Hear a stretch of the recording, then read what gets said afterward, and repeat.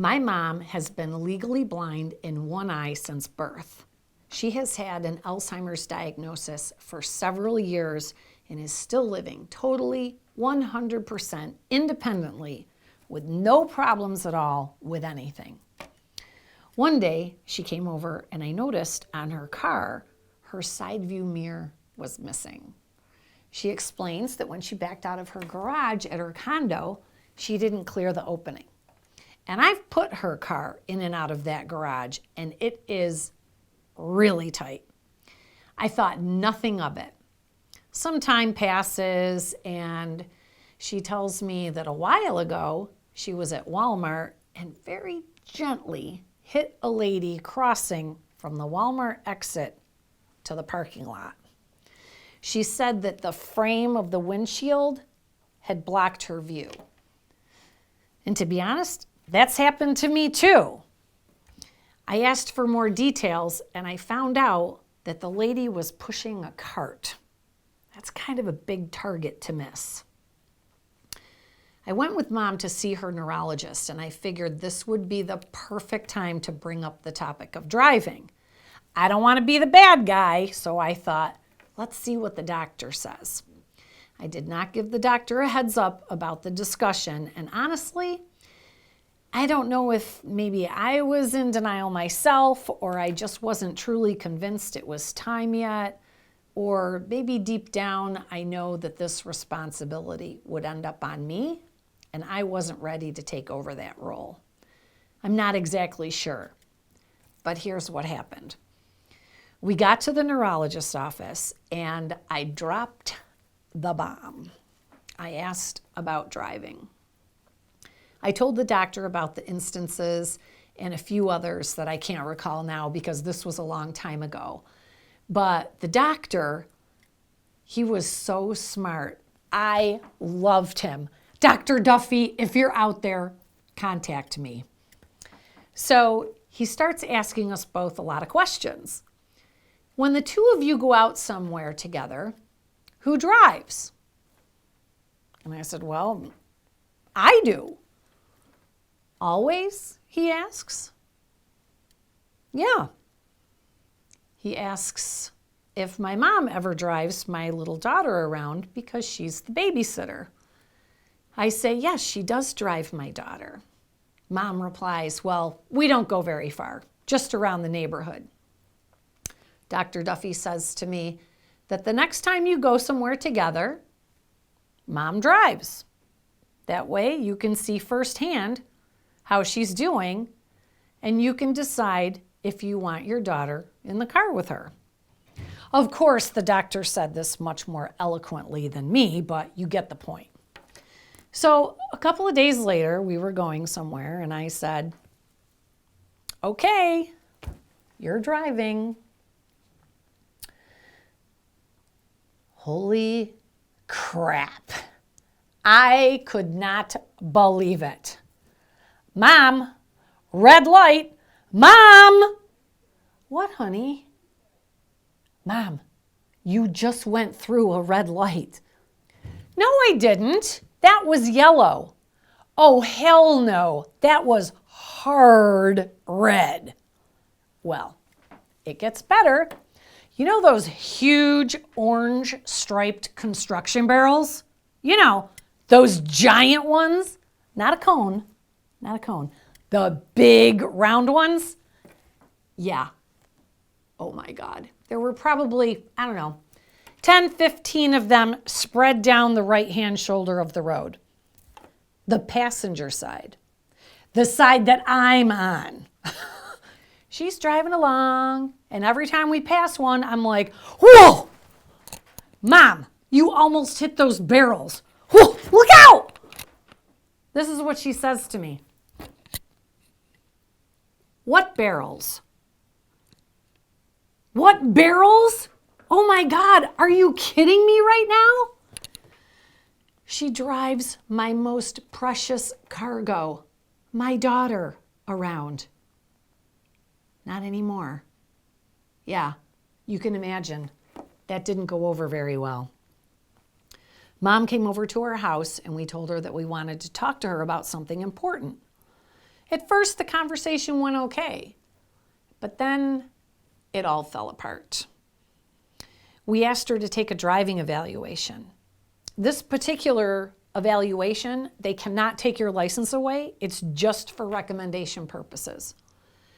We told her she could no longer drive her granddaughter around anymore. She got very, very angry. She got up, stormed out, and she slammed that door so hard it was earth-shattering. I have never seen my mom so angry. And you know what? I don't blame her.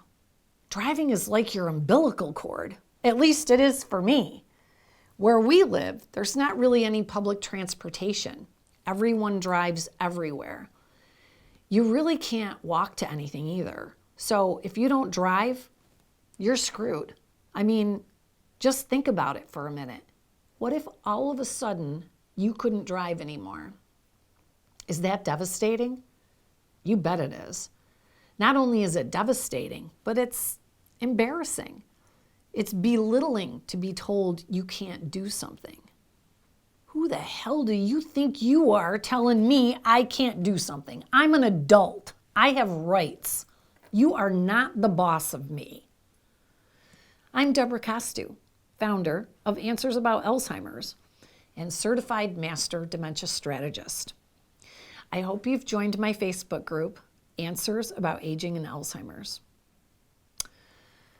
All right, so in a perfect world, we should be having these conversations and laying the groundwork long before these situations become toxic.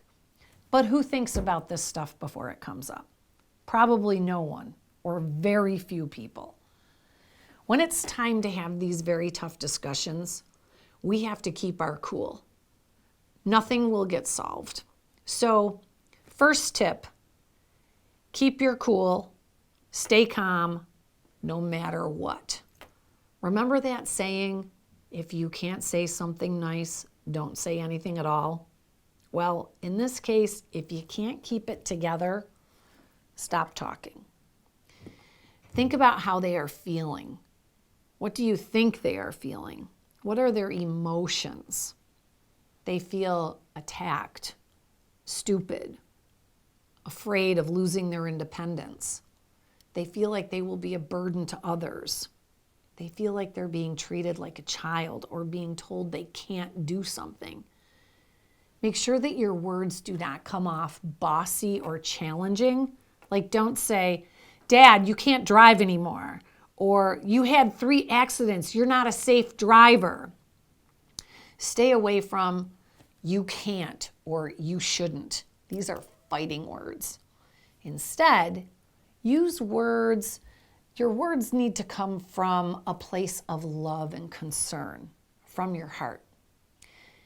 Keep in mind that you may have to have a few of these conversations over a period of time. This is a huge topic and might not be solved in one sitting. So, coming from love, you might say something like, Dad, I love you so much and I would be devastated if something were to happen to you. Or Mom, I worry about you. I love you so much. It would be horrible if you got hurt or, God forbid, hurt an innocent family. Can we talk about some alternatives together? I would be heartbroken if anything were to happen to you. Can you see how these statements come out as love and concern? This is how we need to have conversations with those with dementia. Ask permission to start the discussion.